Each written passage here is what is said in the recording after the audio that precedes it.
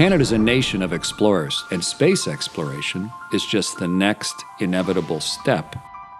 Canada started exploring space in 1840, where now there's the University of Toronto. We built an observatory. We were curious, why do all the compasses point to northern Canada? And where do the northern lights come from?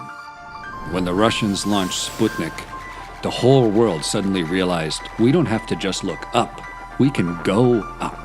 We should start trying to understand space directly. And so starting in 1957, Canada started working on its own satellites.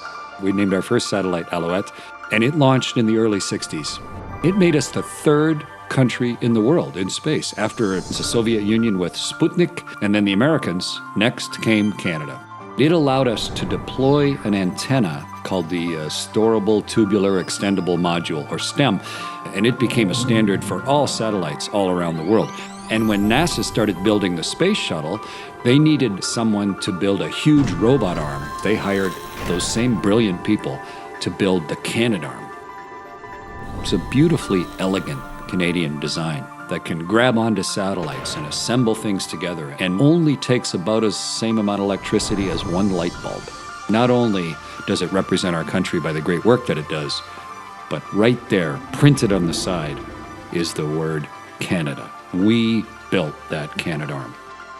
I was so lucky to be the very first Canadian to operate Canadarm. It makes me smile just to think about it. Canadarm flew in space 100 times. It released the Hubble telescope and then grabbed it again when we fixed it and improved it.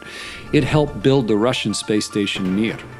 And we are so respected for building space robots that when it came time to build the International Space Station and it needed a huge permanent space robot, Canada was trusted to build the space station robot arm, Canadarm2. It's bigger, it's more powerful, it has more joints, it can walk all around the outside of the space station like an enormous centipede. It becomes so important and iconic for Canada that we represent that arm on our $5 bill.